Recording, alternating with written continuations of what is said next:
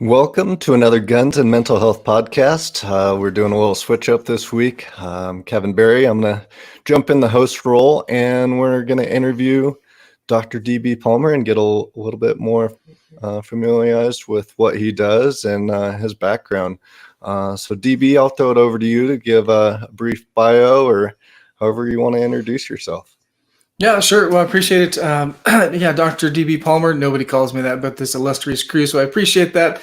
Every now and then it's nice to get a little nod to that. But most people call me DB or Hey You. Let's see, I got my start in the field probably back in 2000, 2001 in a broad sense. So definitely can talk about kind of the historical part. But yeah, a bit of what I do maybe now. So I founded 2A Mental Health. Still in launch mode with that, so very much in the ground up movement there, and getting the word out. And that was really a push, from Michael Sedini and the rest of the crew at Walk the Talk.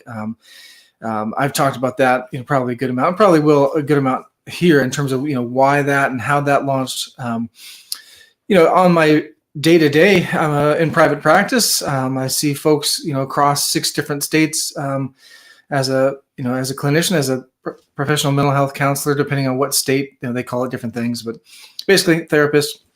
Talk to people about life, goals, dreams, stuff that's frustrating, relationships, substance things, faith, the whole gamut of things that are going on across the spectrum of life. And as a private practice clinician, I practice from right here in my studio. Used to practice at my, at an office space, and now practice primarily in telehealth. I've got German wire hairs decided to have a dream, right? This is, little feet are kicking and he's starting to do like, yeah. Anyway, hopefully it's a good dream. He sits with me through all of my sessions, which is pretty cool. He's 5 months old now. So maybe I'll get him on camera at some point, but there's no guarantee that he won't try to eat the microphone. It's still puppy zone. So, so now that I'm practicing from my studio here at the Vineyard, which is probably the other important part to mention, we are second generation of a multi-generational operation here, very small vineyard. Basically, whenever I'm not in front of the camera here doing telehealth, I'm out there doing something on the farm, keeping that going. And that's pretty much a very short snippet of my little life here. Love to go a little deeper or go in different directions. Yeah, absolutely. We'll definitely dive deeper into all the things you mentioned. Let's start. How did you first get connected to Walk the Talk America, and how did that relationship begin? Yeah, I think it was 2021 or something like that, maybe 2020, probably 2021. And the point was, I think, I was aware, of course, Second Amendment concerns over the years and, continued infringement of those things. And I suppose I didn't get how I was connected to that or how that directly impacted me, which of course is silly, but it didn't really become personal until COVID regs. I think that shift in how people dealt with each other, how law enforcement was being pressed on all sides, how those guys and gals were all of a sudden in, being clearly in a rough spot against their own, governors or cities. It was just an odd switch that I thought was not. I thought the push for it would be possible, and I thought infringements would continue to happen. But how fast, as I joke, but it's no joke. I mean, how fast things escalated. I was just blown away. And so in that process, it became clear that I wonder who else is out there, if anybody else is out there talking about mental health, talking about the Second Amendment, talking about freedom, talking about the importance of the individual and groups coming together to share their beliefs and to do that without fear of a government, of the United States government or states. I had just not considered that was a realistic thing in my lifetime. and that we would continue to hold that back. So I reached out to Google search or something like that, and just started looking. And Walk the Talk America popped up pretty darn fast. We're probably right there, top of the list. And I, perused the site, of course, read everything that I could find, and I was blown away. I was super stoked to see that there was an agency out there. There was this push. And so after reading everything I could find on them, just put out an email. I tend to work that way, that, hey, if I'm interested and I really like something, I'll just reach out. If they're too big and they're going to shuffle me, to the like, yeah, thanks for your interest. Then great, cool. I've reached out. I tried to see if I could learn more, but no, I mean, both Jake and Mike reached out directly, and we began a conversation. I mean, both Mike and Jake, super approachable guys. And we're clear from the start that, hey, we don't know kind of what this looks like, but love that you're interested. Appreciate the the response, and we'll see if we can find something for you. Just hang tight and let's keep talking. And what a great way to respond, I thought. And from then it was pretty fast connection. Jake and I get along on so many fronts, and we have kind of a really fast, witty banter between the two of us. And I know Michael is always looking for more resources in terms of like who else is out there and how do we continue to push this conversation forward. And it was at a really good time in my own professional journey that I had left the university world, and that part of my life as a university professor was just so frenetic, so frantic around driving, trying to make connections, trying to do all this stuff. And ultimately, the administrators or deans or, kind of all play the politic of that. And, so it takes a ton of energy to be involved in that area. And so I thankfully left that and was happy to be cut free from that zone of things of kind of publish or perish. And the opportunity then to actually put my interests and energy into an effort that I could actually trust that, Mike, Jake, and the rest of the crew, the board, all the other folks who were helping to volunteer would actually say, hey, yeah, bring it. Like, where do you want to go? Was just an amazing green light.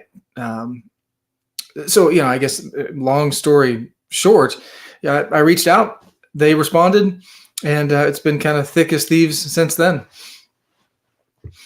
Yeah, and it's good to have conversations like these because you've done so much work behind the scenes. I know we've worked together on the mental health survey last year that we rolled out for the first time, and a lot of other things that aren't as in the public eye. Obviously, we have the podcast that you're a part of, and a little bit more public and knowledgeable, but it's good to get behind the scenes, see your journey, see who you are, and a little bit more about the people involved with Walk the Talk America.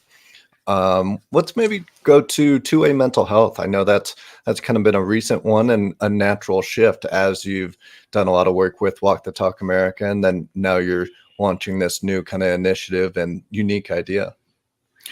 Yeah, I mean, a big function, if not the major initial function with Walk the Talk America, was connecting mental health resources to the firearms community and trying to get those two communities to look at each other eye to eye and say, all right, how do we help each other out? Like, where do we have needs? Do you have resources in this area? And do you have need? How do we connect? And, I've worked with first responders and law enforcement and military for a long, long time, former military National Guard myself, and as well as first responder, and I've worked with corrections. Anyway, so I've worked in that group for in those communities for a long time. And so what I've known about that is that those groups have been making shifts. They've been recognizing that, this stuff takes a toll, and that doesn't mean that that's weakness. What it means is we're humans, and just like, busting your leg, that takes a little time to kind of, all right, let's work that back out, and let's get back to rocking when we're set, or kind of amending things while we're staying healthy. And the same thing is true with our mental and spiritual, all the other healths that we tend to divide into different categories. And so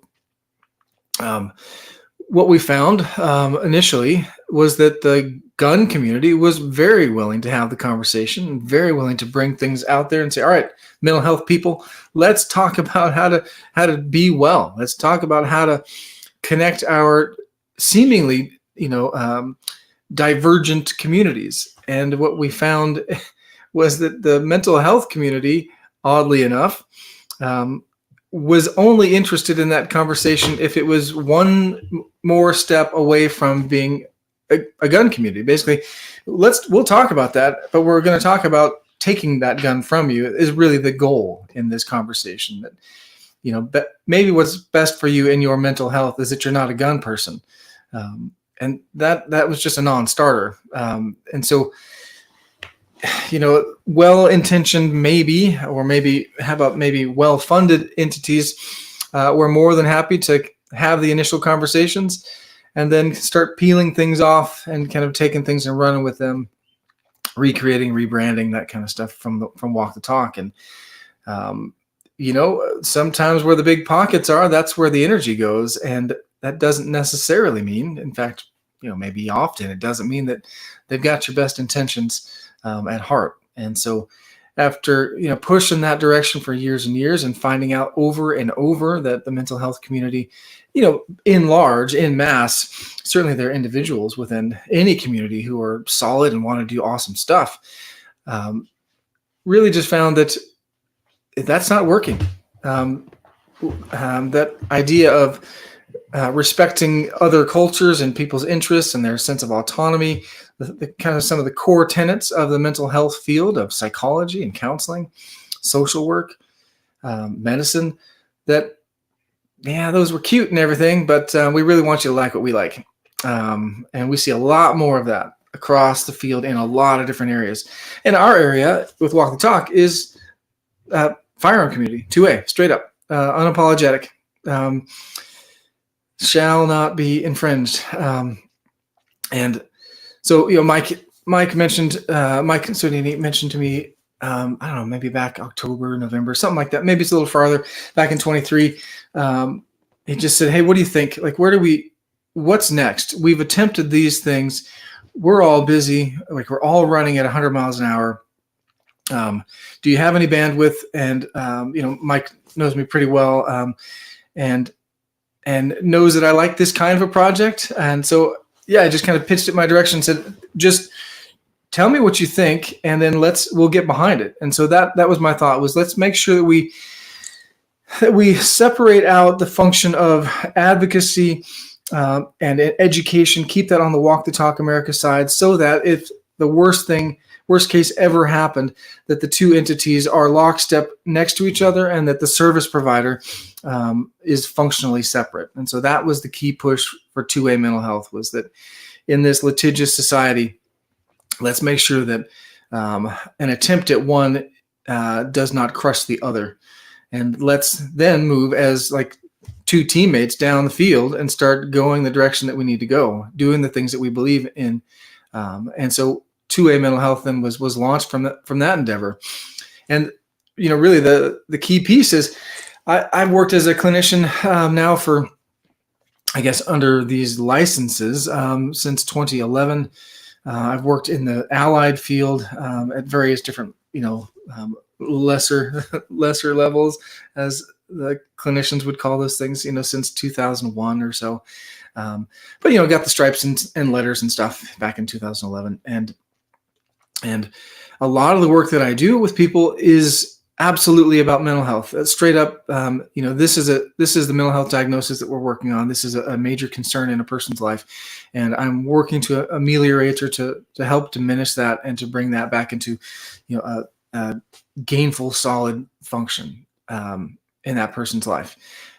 So that said, that's part of what I do. The bulk of what I'm doing is talking about, and in fact, in every case, what I'm talking about is life. I'm talking about goals, family, faith. I'm talking about how do we look at life and make life better across all these domains, and not from a focus of you are so high on this one diagnosis that everything else must stop and we can't talk about anything else. I mean, I think many clinicians would espouse that, would say what I'm saying.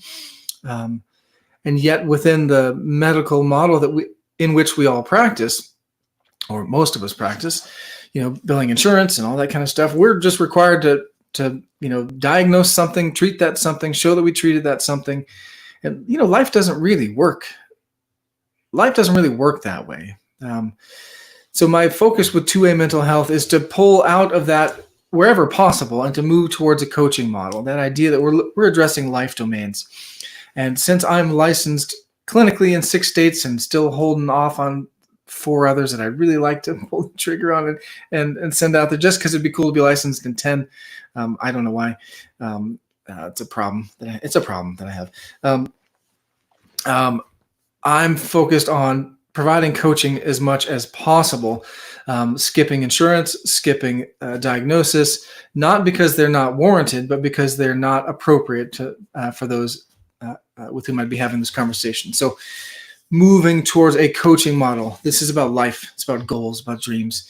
It's about the stuff that's working, stuff that's not working. And I can have those conversations with people globally, but my focus, of course, is for those in the United States, looking at specifically 2A mental health coaching.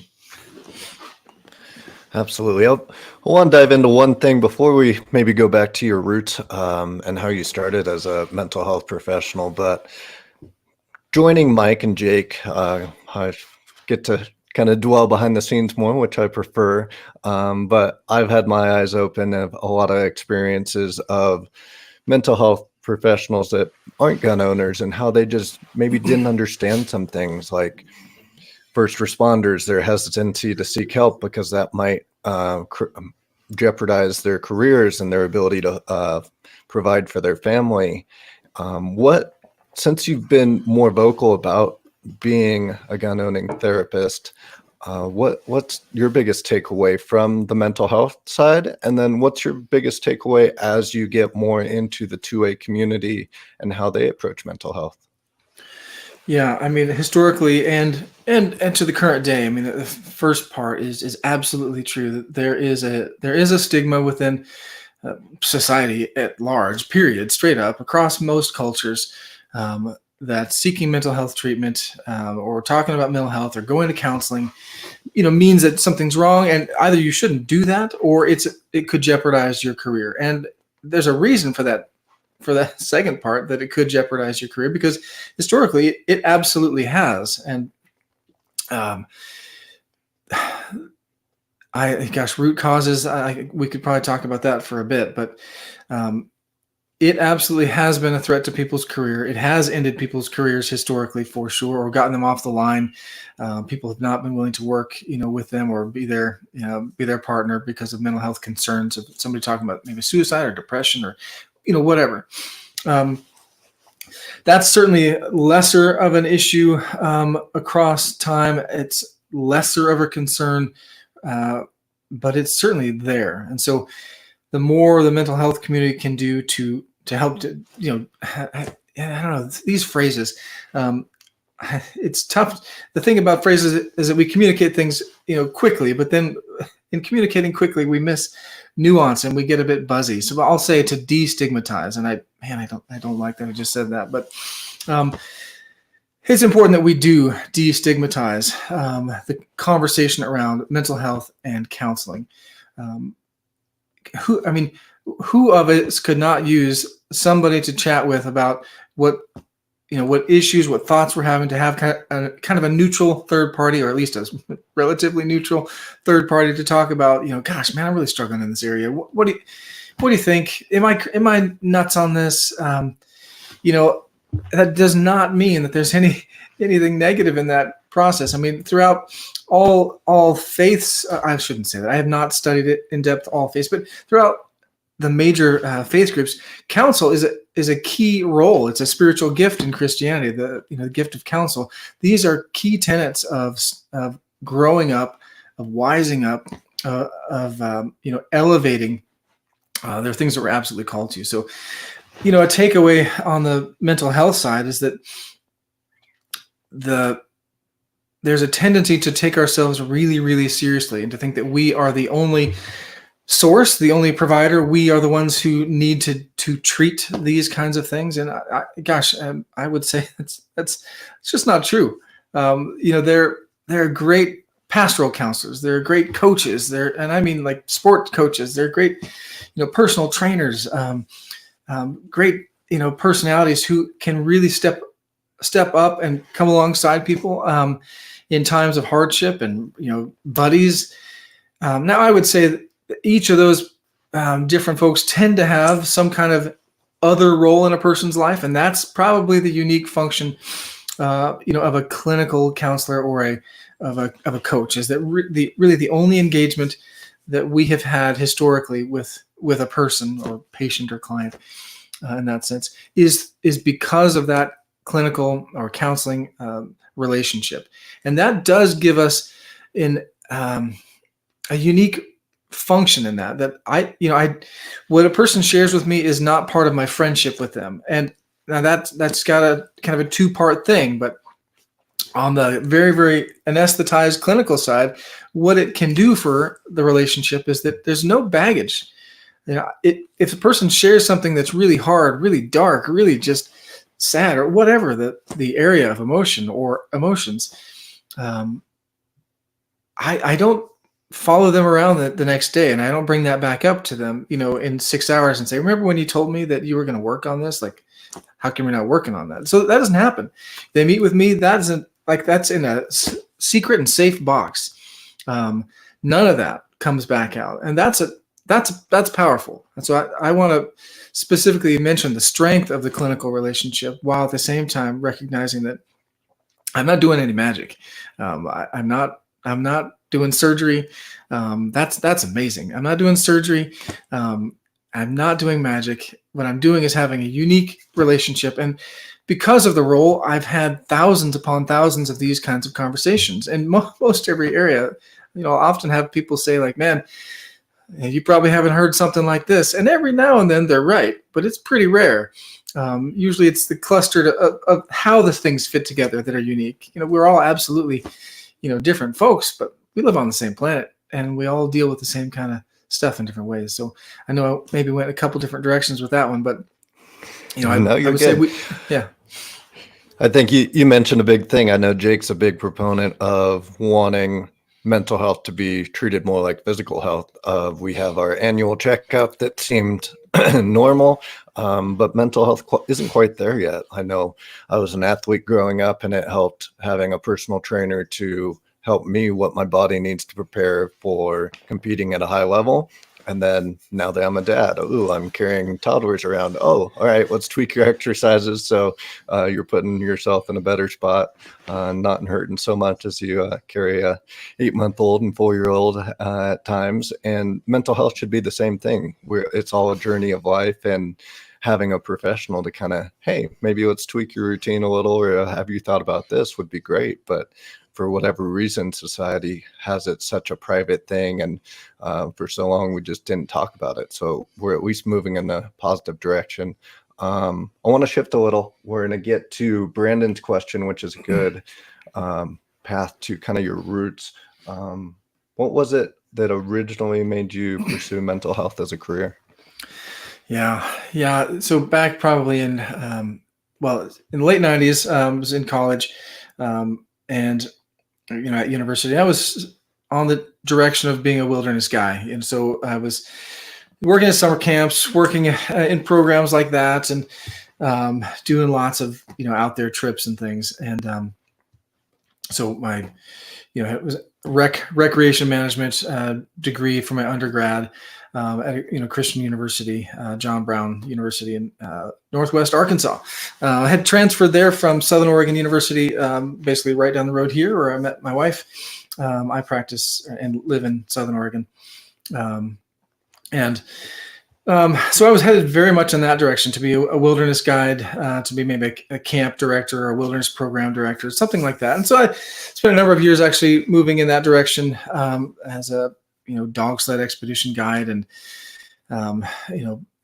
that was my first big role, was working up in Ely, Minnesota, on the edge of the Boundary Waters, taking folks out on some pretty big epic trips with Paul Shirky's Wintergreen Dog Sled Lodge. Paul Shirky is a renowned polar explorer, and man, if you want to Google up somebody who's epic, Paul Shirky would be a great place to go down the rabbit hole of Arctic exploration, and what an amazing opportunity that was for me. And Greta, my wife at that time, or my wife, she was my wife then and still is now. Trouble. But we weren't married back then because we got married when we were 12. So we, not really. The opportunity to work with him was just massive. But before one of the seasons started, we were waiting for snow to fly in that sense, to get the dog teams rocking with clients. And he said, hey, I got a buddy. If you're looking for work in between, I got a buddy who does this thing called wilderness therapy or adventure therapy down in Two Harbors, Minnesota. I think it was Two Harbors at the time, not important. On, North Shore Lake Superior is where their office is. And I had no idea what that meant. Like wilderness sounded good and therapy. I'm like, I don't really know what that is. I guess I got the word, but so yeah, I called him up, and it was the late 90s, early 2000s. So, it was still phone call, and the internet existed, sure. And I think there was AOL.com and stuff, but it was very much, person to person world still. And they hired me as an assistant instructor on that based on, my wilderness cred. And I was basically going to shadow the lead instructor, and then we'd have an intern with us and working with, 8 to 12, quote unquote troubled kids. And we'd spend 42 days in the backcountry with them, working on life, talking about tough stuff and school and parents and, all the other things of that, that these, teens were, button up against. And that trip, 42 days, from backpacking and mountain biking, and then into the wilderness of the Boundary Waters canoeing, no buildings, just 42 days with packs and resupplies here and there. That rocked my world. That opened up the idea that, oh my goodness, I do a lot of this stuff already, working in camps and having these kinds of conversations. But to do this intentionally, to do this as a field, I just had no idea that was a thing. So a lot of people will liken the experience to an outward bound trip or something like that, which is partially true. It's probably what people know of the most. So I tend to say, oh yeah, when they ask like outward bound, I say, yeah, sure. But far more clinically focused, far more intentional on the counseling and psychological side. That was the opener to me when I realized that I needed to go back to school as a guide and as a wilderness person. I'm only as good as my legs and back are. And someday I'm going to get, chances are someday I'm going to get injured, or maybe I'd want to have kids because, and like maybe pay for stuff, and that field pays horribly. And so I decided at that time I'm going to keep doing this, but I kind of split back and forth. Half my year was doing expeditionary stuff with Paul Shirky and Wintergreen, doing that in the winters. And then the other half I was doing wilderness therapy, and Greta joined at that time, started doing wilderness therapy in both Minnesota and in Utah. And then we expanded that. I did grad school and then into the post-grad. My dissertation was directly on wilderness therapy. So that launched then my university career as a professor of outdoor leadership for University of Alaska, where because of that balance of the two things, both the psychological world and the outdoor leadership side of things, that stuff launched me. So it really was adventure therapy and this balance of the two worlds, working with groups, having difficult conversations while we trek across difficult terrain with next to no support, just our wits and our rapport to guide us, that really launched my career.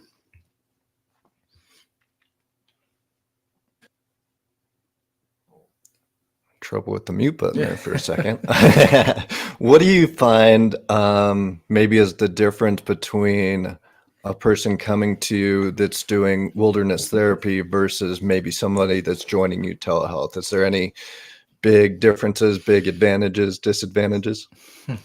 Yeah, wow. The list of differences would be all basically. I'm in the room, so that's similar. And yeah, for wilderness therapy, many of the programs, kids are coming in, teenagers are coming in, at kind of mixed decision.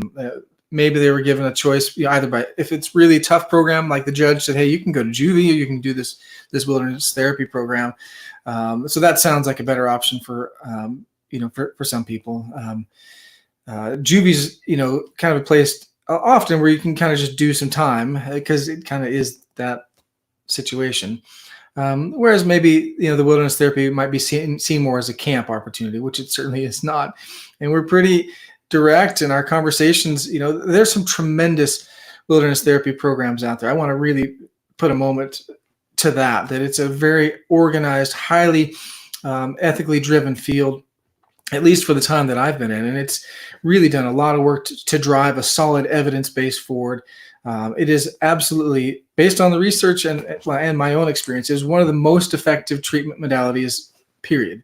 There is just something to getting out of your own little cocoon, getting out into the wild and getting real, spending time with people who actually care, who have that clinical distance as well, and are willing to deal with life and all the challenges on a 24/7 basis across weeks. That's unheard of in the clinical world. We tend to deal in the 50-minute or 45-minute span, and then I'll see you next week, which is great. Or maybe I should say that's good. That's nice. It can be very, very productive. A person on the other side really wants to work and wants to dig in. Even if that's tough, that can be very effective. And so that's kind of balancing the telehealth side, is that, when I'm doing wilderness therapy or adventure therapy, I'm not the only treatment component. I've got a world of metaphors around me. I've got experience. I've got hardship. I've got rain and cold. I've got nature. I've got, all those little things that support reality, that, that the world does not in any way revolve around any of us. Like, it doesn't care.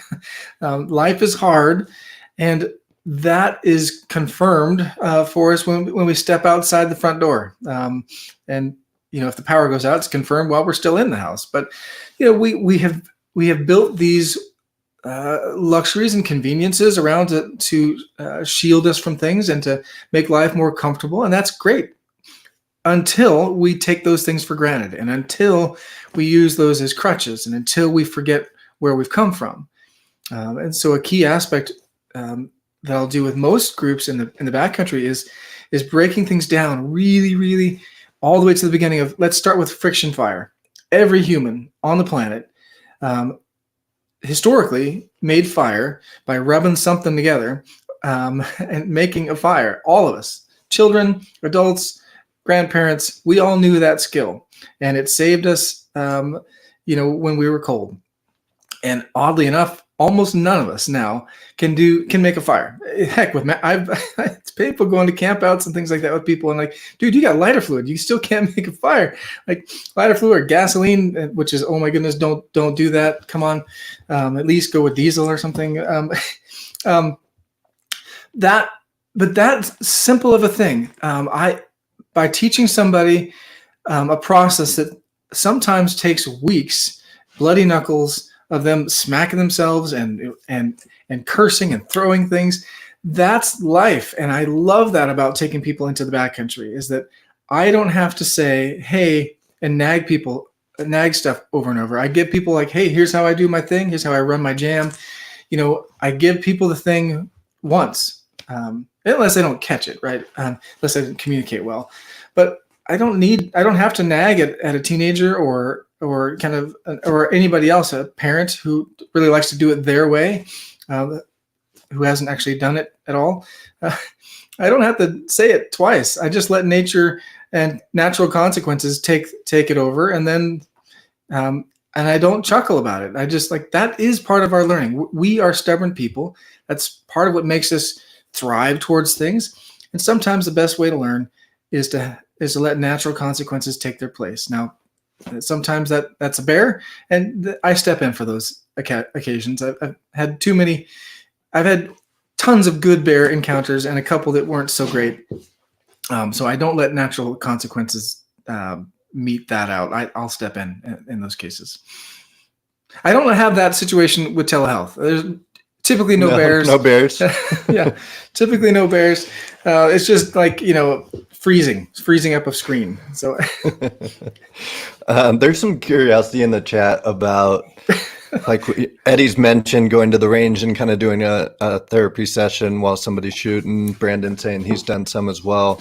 Have you ever taken somebody on a hike to maybe get them out of that traditional office setting or Zoom setting that's not quite adventure therapy? Is that like dipping your toe in your water, or where would you put that experience? Oh, absolutely. Yeah. In fact, until the governor of Oregon decided that she would threaten us all with our licenses for what was it, gross malpractice or something if we met with people face to face, which is a whole other conversation.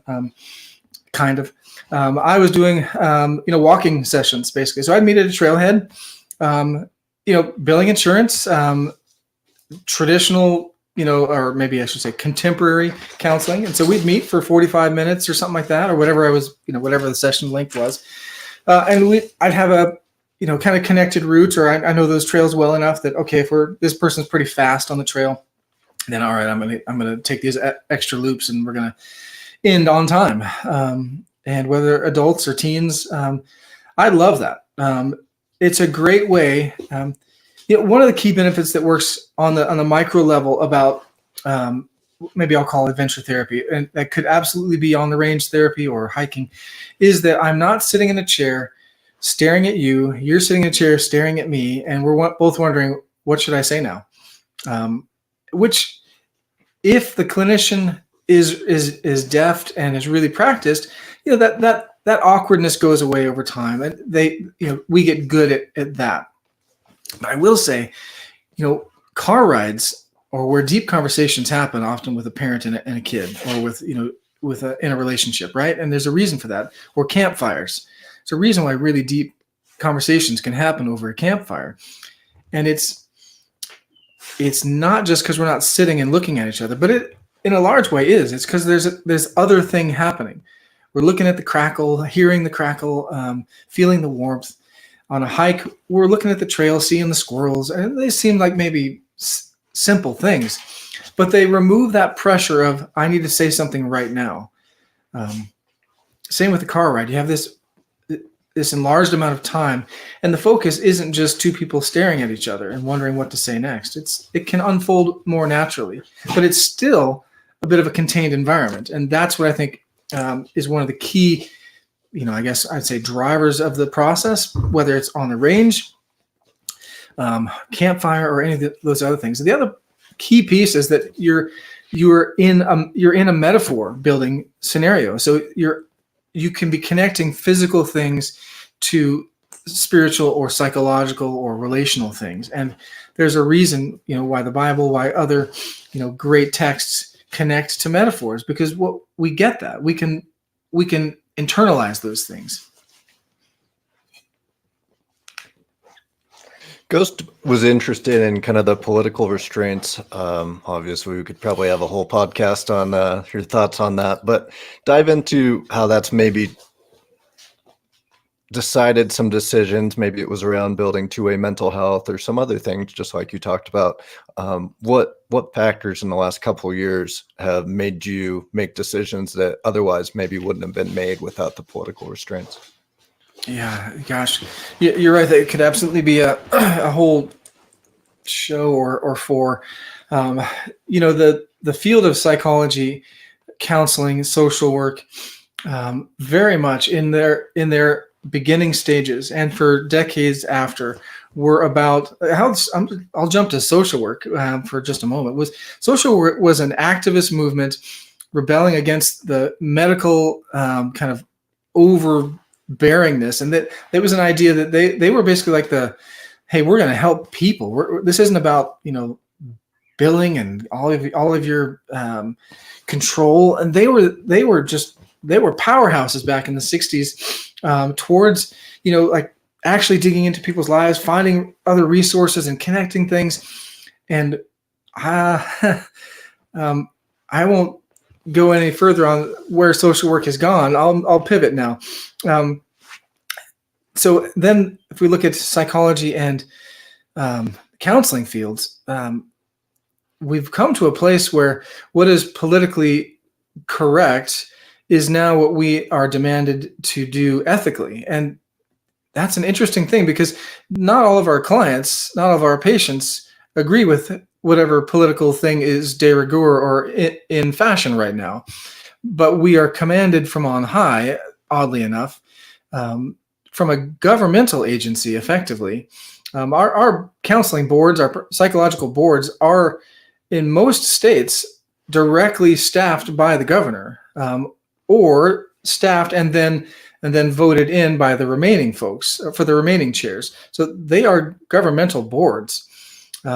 That's antithetical entirely to the freedom and aloofness that we ought to be operating from, and that our original ethics all derived from. All of us began philosophically, each of our fields, from a removal from any kind of governmental oversight. This was about the clinician, of whatever their title is, and the individual, the patient, client, person, and looking at their life, their trajectory, and being able to challenge and support that person. And we are directly barred from challenging certain things that have become unfashionable, and we are commanded to support other things which have become the same things, fashionable, at the threat of our careers, our licenses, and maybe more. That is baffling to me, how our field ultimately agreed to that. All we had to do was say no, kind of like the last couple of years. All we really had to do was just say no. But most of us don't want to, we think it's going to get better, and it's not really going to be that bad. And if I'm the one that steps out, I'm going to get picked off. And well, that's true. If you are the one who steps out in front of everybody else and the rest of everybody else stays back, that's how these things continue to erode. And I don't mean any kind of, any malintent in my mention of stepping forward. What I mean is stepping forward and speaking truth. No, we're not going to do that. We appreciate your interest in that, and thank you. No. And I think we have become so tentative for decades of allowing what we might call a political, what we did call a PC culture, that it didn't really affect us. There weren't really any direct, most of us didn't know somebody directly who got taken out by that. And so we all kind of let that go. And it was just annoying. And then it got more annoying. And then we started to see people taken out by it. And then we became concerned that it could be us. And that's a slow walking, and that's how that works. I think it was Jordan Peterson was saying, basically, what people do is they'll push up to a line until you say stop, and then they'll stop. They'll back off for a moment. They'll take a step backwards, and then everybody kind of eases up, and then they'll push a little further. And then, over the course of, let's say, 4 years, you'll find that if you actually could take a moment and pause and look at where you are now, it's far from where you began, far from where you already said no. You're well across that line. So in the political realm, there are a tremendous amount of things that clinicians are hamstringed by or commanded to do that would never have been the case previously. And it seems confusing for kind of the end consumer or the average public. I've noticed some professionals are using more the word coaching, and then their bio shows all their credentials. They're legitimate. And okay, so there's some mental health coaches that maybe don't have those credentials of someone maybe like you that's trying to avoid some licensing board coming down on them. And then it makes it difficult to kind of navigate for the consumer, and hurts them just because all these professionals are worried about licensing board coming out after their license and ruining their world. So it's really unfortunate to see recently. I know there's been a lot of talks of, that could be a shift just to prevent something that could happen, or if he comes for sharing some opinions and licensing boards don't agree with it, they come after him, and it's unfortunate. It's not as transparency, and mental health already has a hard enough time in the field finding a therapist that's right for you, and who should I go to, who do I trust, kind of opening up to. It doesn't need any more veils and things to try to sift through as the end user and average day person. Well, I mean, you bring up an important point in that, and that's that the diagnosis and mental health diagnoses side of things is not the origin of the field. And yes, we discuss categorically what we're addressing. And so categorically, like in anything else, if we're on the range and we recognize, okay, I have a tendency, for example, to yank left as I pull the trigger. Well, I need to diagnose that. I need to okay, what's my first thing that I need to start dealing with? So I need to be able to break that down. And I'm not just going to say, well, let's just talk about life and let's talk about your feelings about that. Or, let's talk about, your relationships, and that'll improve your aim. And maybe, but probably I need to take a clinical look at what are the operational functions that aren't going well and how do we improve those. And we could call that a diagnosis. But in truth, it's this whole range of stuff. And so I would say that the field of psychology, counseling, social work, and to a lesser extent, psychiatry, medicine, because they tend to avoid the talk part of this, have really been hemmed towards the diagnostic model, the disorder. Maybe that's the word I should use more than diagnosis. I think disorder is probably where I'm actually speaking here, is that we've focused so much on disorder rather than understanding clinically what it is what we're looking at and how do we improve that. And so we've gotten to this disorder as if it's a disease model when we've debunked that over and over, and yet it's still there. We've looked at the research over time that's been, for example, funded heavily by pharma, and for 3 decades, that became the medical model of this particular disorder because the research says so. And we all knew that who funded that, but but the data looks pretty good. But now we look at some of those same data, and we recognize this was flawed from the start. This was absolutely incorrect. And a lot of us knew it at the time. But for the bulk of us, once again, do you want to stand out? Do you want to be the person that says that? And so we allowed that to move in that direction towards disorder, disease.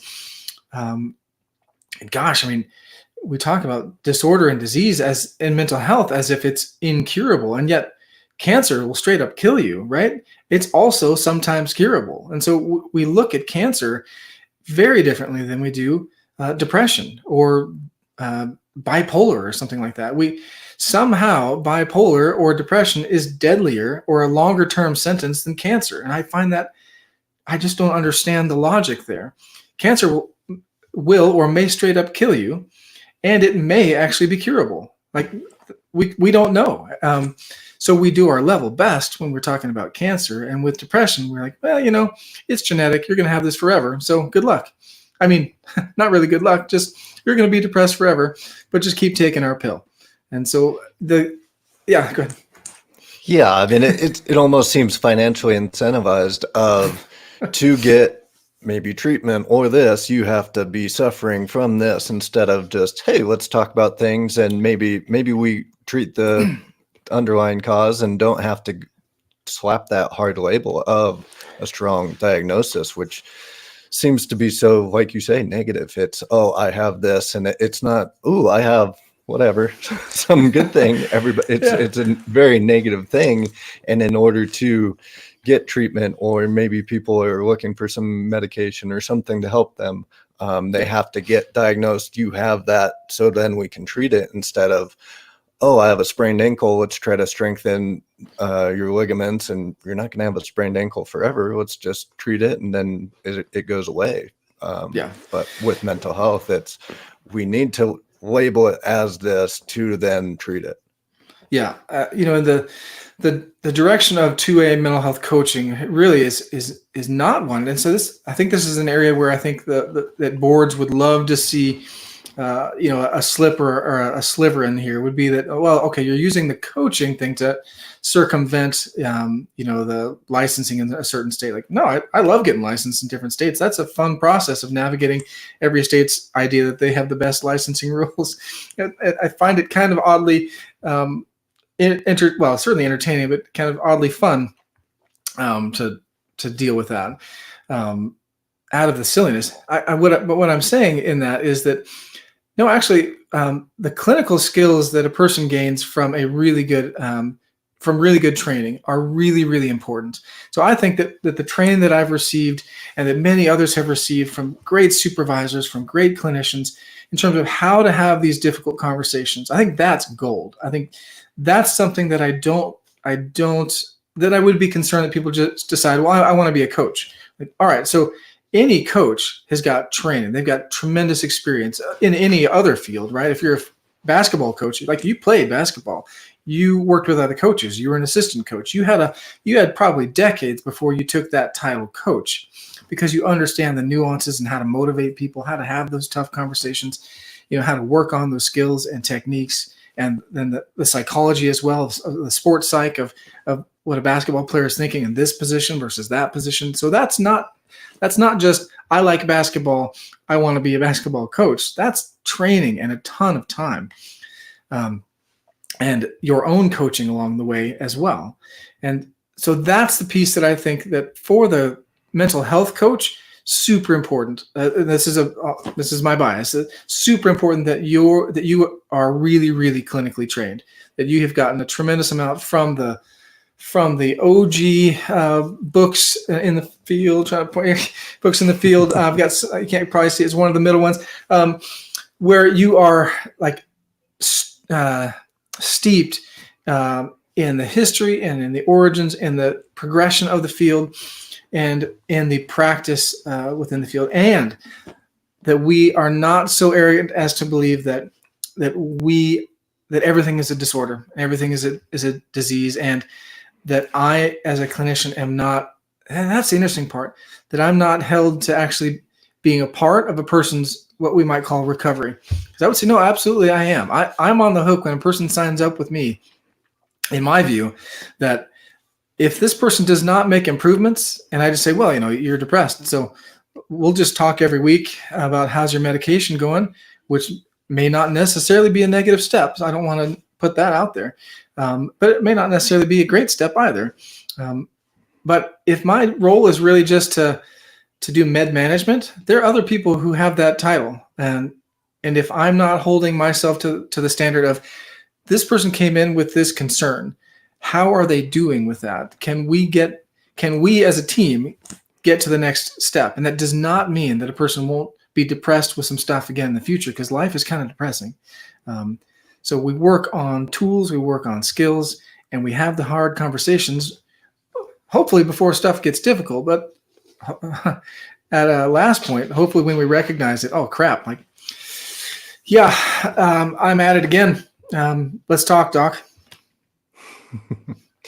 Ghost had a question on kind of the licensing of different states, and then he also has a really good question that I think is going to make for a good conversation. So quickly address, do states reciprocate with licensing from other states, or are they all kind of separate when getting licensed in different states? Yeah, if you ask the states, some states will say that they have a reciprocity license. The truth of it is no, absolutely not. Some states are just worse than others in reciprocity. So some states have we have no reciprocity. So you've got to go through their entire process. And sometimes that means going through supervision, initial supervision again, from 0 hours all the way through whatever they decided was the appropriate amount of hours. Other states have a far smoother process, but you still have to jump through their individual hoops in the process. I would say, in case anybody from Utah Board of Licensing is listening, Utah so far is the best. Like, they understand that there's an internet. First of all, they use the internet, they use forms, they use things that, I think I was licensed in Utah within days, because they use the available technology that's out there rather than some kind of like fax machine phone calls. And like, it's so insane, the level of anyway, I think most of us are aware of this when we work with big government agencies. They're maybe 3 decades behind, our current technology. Utah is pretty close. So that's a short answer. No, there's no true reciprocity, but there are certainly worse places. All right, this next one's going to be interesting because Ghost is asking, has social media helped or hindered the mental health landscape? And I think this is interesting because both you can answer it as a mental health professional, and then I work with social media, so we can kind of compare notes after the end. But you go first. Oh man, this one's fraught.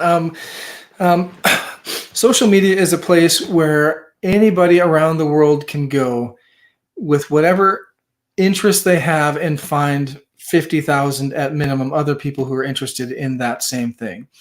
And now there are places where that's tremendously beneficial. I found, so many people who are interested in, canoeing and ultra racing that I would never have met without social media. It was an expander and a connector in so many ways. It's also a place where people talk about, my OCD, and we have never-ending memes on how, what OCD is from somebody who just says that they have OCD and then tells everybody else what OCD is. And then, oddly enough, lots of people have OCD according to the meme factory. And from a clinical perspective, like that's not OCD. OCD is it's legit and it's uncomfortable. It is unpleasant. And I don't mean you feel unpleasant. I mean, there are diagnostic criteria required. I'm just saying OCD because that's a very common phrase that I hear used in the public conversation. Oh, my OCD won't let me do this. No, actually, if you had OCD, it wouldn't be something as cute as that. And it would be debilitating, almost debilitating. And it absolutely can be worked through. It's not something cute that we pet. And I think that's one of the concerns one of the major ones that I have with the social mediazation of the mental health side of things, that we make things cute pets, that we really ought to recognize if they are in our lives. Those are concerns. They're not cute. And the best course is to hold them in front of ourselves and say, okay, how do I deal with this? I think the idea is that by sharing it with others, we destigmatize it. And I'm not seeing that as the actual outcome. I'm seeing it. What we do is we grow it. We expand it, and we make it cute in that sense. And that's the interesting thing, because then the charge would be, well, now you're making a stigma of that thing. Now see you're doing exactly what you're saying that you don't want. You don't want a mental health stigma. Now, I'm saying I want us to recognize the challenges that are in front of us and address them, and not to play with them. I don't think that they're cute. I don't think that they're fuzzy. I think they can be debilitating, and I absolutely don't want to foster that in somebody else's life. So I think the power of words is incredibly important. I referenced Chad Wright, former Navy SEAL, often. He was on the Rick Roll podcast years ago, and he was talking about the very topic of the power of words, the spoken word, and that when we speak that thing, we create a reality.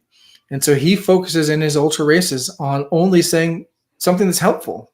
Like, an ultra race sucks. We all know this, even if we've never done one. To run 100 miles will be painful. Nobody gets through that without a tremendous amount of pain. But what utility is it to tell your running crew, like, oh, this sucks, I'm really working through this. That we all then start to think about how that stinks for us. Yes, it's honest, but is it helpful? And that'd be my question to the social media part of things. Is there are absolutely aspects of social media that I think are helpful, but like any psychotropic drug, we got to take that thing with tremendous seriousness and use it for the purpose that it's beneficial for, and recognize, as we now know, it comes with serious potential side effects. Kevin, your thoughts? Yeah, I think you bring up a good point of it's almost an overcorrection of society of we didn't talk about mental health for so long, and now on social media, maybe we're talking about it too much or in ways that aren't maybe appropriate when seen in a professional's like your eyes. And And it's hard to sift through. There's so many people that want to talk a good game and sound like they know what they're doing, but it can be dangerous with healthcare. We see nutritionists maybe that are really well spoken and they get a lot of followers, so they seem legitimate, but you don't really know if they're legitimate to follow what they're advising to eat, or even pills or prescription supplements. Same with mental health. But you're right, it also has its positives with Jake and you and other professionals being able to get your information out there. I just wish there was a better way to kind of almost show credentials. We talk about the dangers of licensing boards, so we know it's a fine line, but it would be nice to say, hey, this person's verified, here's what they submitted in their verification process or something. Obviously, that takes a lot of work on the platforms, and they probably don't really have the appetite for it, and it can go bad in so many ways, but it would just be nice to help the users see, oh, this person's legit because I can see they have this amount of education, this credential, not the education's the end all be all, but help people find a way through the people that are talking a good game and just kind of gaming the algorithms, getting engagement to reach more people, and the people that actually know what they're talking about and can actually help you. But yeah, it's an interesting thing as we watch it evolve into going from not really talked about at all, very private conversations, maybe on a hike you get into in-depth conversations, to now social media, everybody's talking about things, and maybe it goes a little bit too far where people are maybe victimizing themselves to get attention on social media. It has a lot of drawbacks and positives that you have to kind of wade through and try to filter through. Absolutely. We used to poke fun at the kind of when you'd use Wikipedia as a reference, for example, in any kind of conversation, right? Like, oh, well, I learned on Wikipedia that. Well, what we kind of know is that's people populated, and it's vetted by other folks, but we kind of learned early on. I'm thinking of grading papers, for example, which I still teach a course here and there just to stay in touch with that. And so for example, if somebody cites Wikipedia as a source, I try to remind them, or straight up remind them, like, let's find an academic journal, peer-reviewed something, that is, that's peer-reviewed, something that is vetted, something that is academically sound. That doesn't mean it's going to be a great source, but Wikipedia is absolutely not going to be a great source. And the internet is effectively just Wikipedia with faces, right? I mean, so when we don't vet the credentials of the person, or when we just utilize kind of the sounding board of Wikipedia, that we like this face and I agree with what they're saying, and so therefore it's true. It's a serious problem in our media literacy, and that is the role of parents primarily, and then whatever educational environment secondarily. But it's our role as parents, educators, as guardians, as guides, to invest time into our youth and, of course, into ourselves from the beginning, and to stay on that. And I think that's probably where I'm going to go with, how do we deal with this? Well, parents have got to step up and have these conversations with their kids. They need to know their kids well and be thoroughly engaged in every aspect of their lives from a loving and caring and supportive perspective. And sometimes that means calling a kid on the carpet. But if you know your kid and you've spent that time prior, that's not an ugly thing. That's a thing that you have built that relationship. And if you haven't, we can talk about how to deal with that too. But it's probably not just from some kind of brusque, thing. It's going to be about owning that you didn't put in the time earlier, being responsible for that, and then doing the work to rebuild, or to build what hasn't been built. So we can, and we do tend to do this, right? We tend to look at things that we don't like, things that may well legit be problems, and we tend to forget that we have some role in that, and we have some role. I didn't speak up enough about PC culture decades ago. It didn't hit me, and I didn't speak up enough about it. That impacted who knows how many people that I didn't say something, and who maybe they wouldn't have cared, but some weird dude said something counter to that. That could have been me, And that would have planted one more kernel in that seed that maybe some of this is a little bit bonkers, or maybe it's not legit. So I do want to put that out there, is that we tend to look at the other and pull away or polarize from that. And in almost every scenario, we have some part in it. Maybe it's small and maybe it's a little late, but each of us are responsible on so many levels. Maybe that's a whole other conversation. Responsibility. Eddie has a fun question. I'm gonna tweak it a little bit. He said you and him have never shot together, and he wanted to rank you and who would be the better shooter. But I'm gonna make it a little harder on you. Between Eddie, obviously. Between the gun-owning mental health professionals that kind of host the show, so you, Jake, Brandon, and Eddie, please rank them in order of who you think would be the best shooter and who you're gonna kind of throw under the bus in the last spot. Oh, cripes. Eddie, oh, man.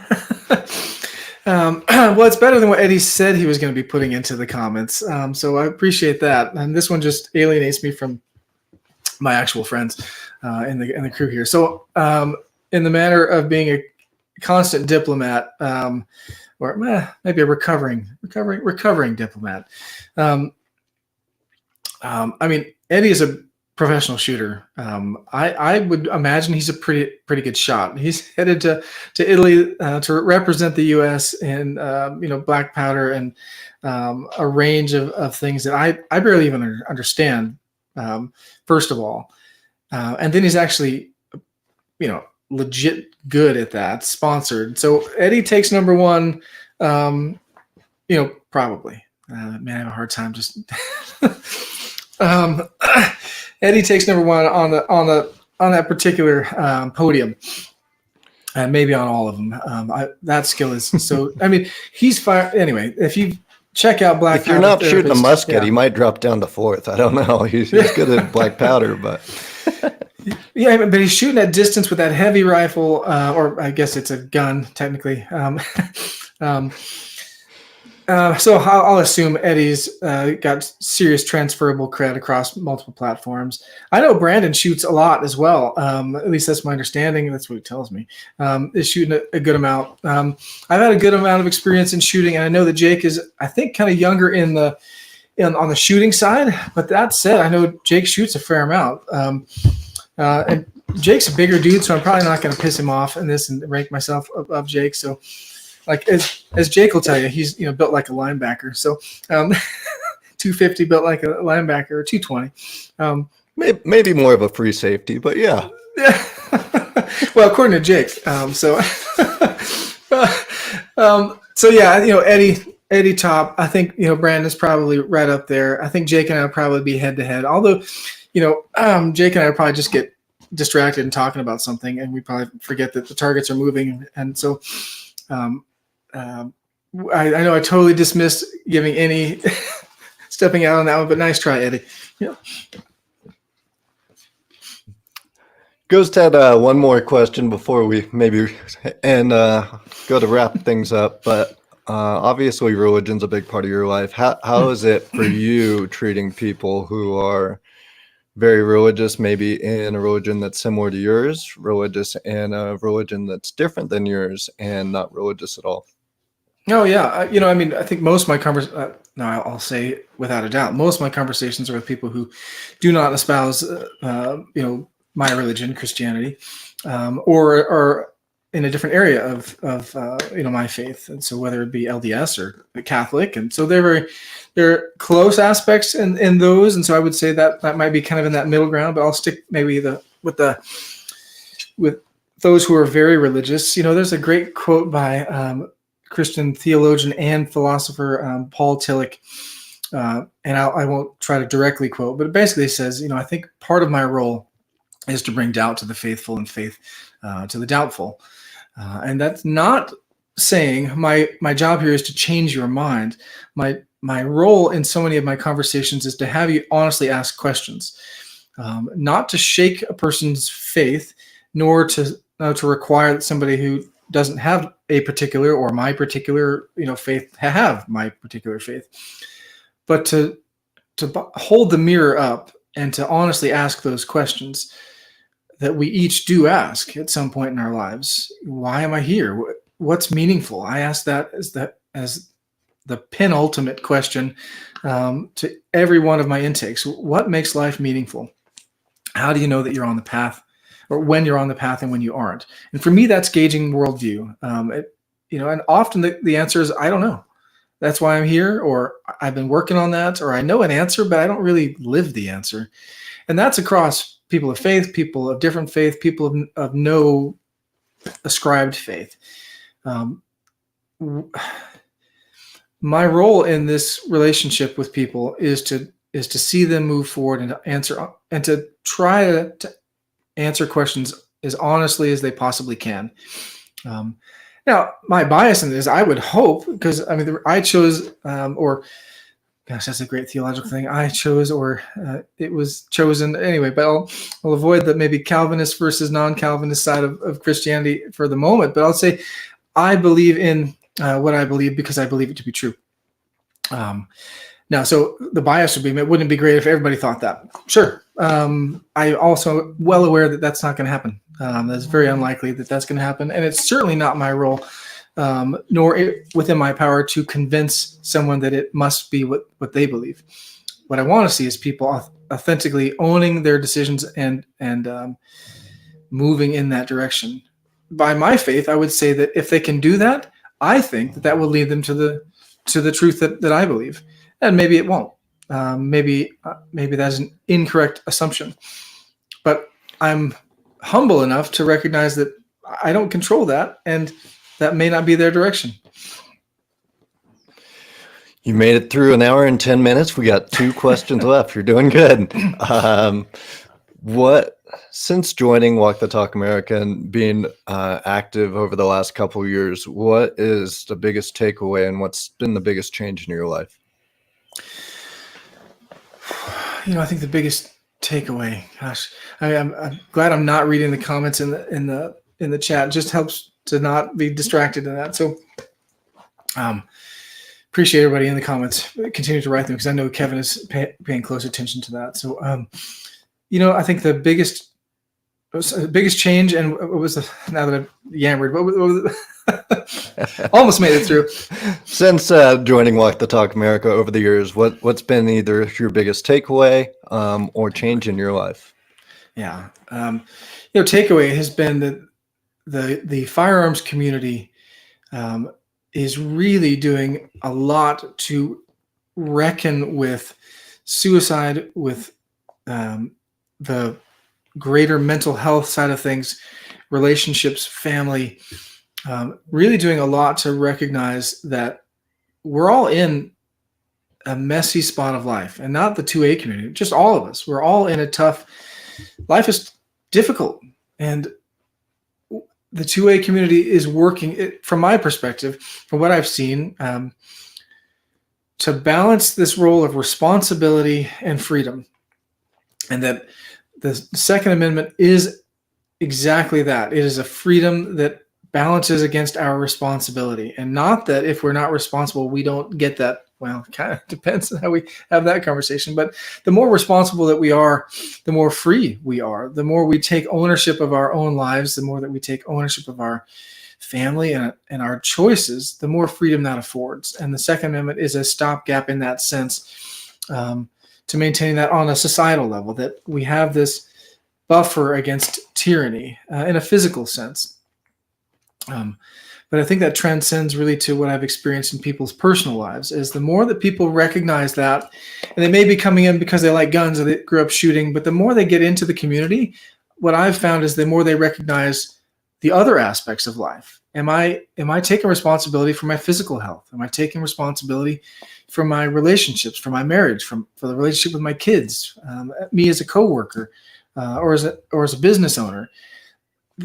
It's interesting when I look at people who disparage the 2A community, for example, for this reason or that, or they're all this, and then I kind of look at kind of two general, what is the word, kind of avatars of the two different groups. What I find is a group on the 2A side that typically is working on improvement and owning up to stuff and taking responsibility. And those who tend to be lobbying against that, I don't necessarily find that as frequently. That means a lot to me, that, if we disagree, that's fine. And if in our disagreement, what I discover is that, man, you're really working on your life. You're working on stuff, and you're working on family, and you're building relationships, and you're starting from yourself. Then I really take a hard look at, like, man, where am I going wrong in this disagreement with this person? Because what I'm seeing as fruit in their lives is beneficial, and that doesn't come from nowhere. When that's not the case, then often it just looks like, well, I want you to change and do something, but I don't want to have to do anything myself. And that's just not what I've seen in the 2A community at large. So I think the biggest takeaway is that most of us have been taught, if we haven't been much in the 2A community, that these are just gun-toting, right-wingers, and they just like, being authoritarians and all this stuff. And I haven't experienced these people. I came from a pretty hippie background. I did, grad and post-grad stuff. I was a backpacker, still am. I sing, as an opera chorus member. Like I would have thought that the 2A community would look pretty sideways at a guy like me. And what I found was, we have a ton in common. And I think I'm part of the community. There's a ton of grace. There's a ton of openness within the 2A community that I just have not experienced in other places. So that'd be my takeaways. Man, if you think these things about the 2A community, I strongly encourage you to go and ask questions, ask them honestly, and with some humility, and you may be really, really surprised at how welcoming this bunch of weirdos is. All right, forget Mike's last question about how you stay mentally healthy. Let's hear you sing. Oh, yeah, that's not. That's all right, not no, we won't put you on the start. All right. How do you stay mentally healthy as someone that works in the field? A big thing is I really like to shoot. I try to go to a course each month to meet with other people who like to shoot, whether it's tactical or other aspects of it. Had a great opportunity. I want to do this shout. I had we had Will Chesney on the show recently. I think it was last week. Time flies. I had a great opportunity to go shoot with him prior to that, and with a bunch of law enforcement guys and gals, SWAT team folks. And what an amazing opportunity to just get out, get active, get it out. The other key thing that I do for mental health, for my own spiritual total health, is typically either at the beginning of each day. I try to do it at the end, which isn't normally my preference, but it seems to be better treatment, is at the end of each day after my sessions, I head straight to the gym or something physical. It's my decompression from those honest and difficult conversations. My family is super important to me. The farm, we are actively engaged with farm animals and growing things here. That's all really important to me, to shake it up. Our kids are really, really important in our lives. And I don't mean because they're important in all of our lives. And I mean, for what that means for us is, we really try to get to know and be part of fostering experiences for them, be really hands-on with that. And then balance the tough part of when they actually kind of get some wings and start going in those directions without us. And and our church is fantastic. I've been a cantankerous person most of my life, and always it's easy to find fault. And I guess I thought that was a skill. And I just so encouraged by the church that we're currently in and being part of the Reformed church. So encouraged by people who are looking at life and willing to ask tough questions. One of the main ones is, why are men leaving the church, and why have we for the last 3 decades? And it's because it sucked for the last 3 decades, and we've been weak and we've been irresponsible. And so I'm so privileged or honored to be a part of of this group that is saying, maybe we should point the fingers at ourselves in this, and maybe we should put our shoulder to the wheel. So that's all part of it. And dogs are good too. Well, thank you, DB, for kind of joining and doing this solo interview so people can learn more about you and how you think and where you come from and all the things, and diving into kind of therapy. I know we had a lot of good questions in the chat. Thanks everybody for joining in there, as I had to run my first one as host, as a live stream operator, and trying to be mindful of the chat. And thank you for all our sponsors who make these conversations possible. And as Jake would say, we wish you all great mental wellness.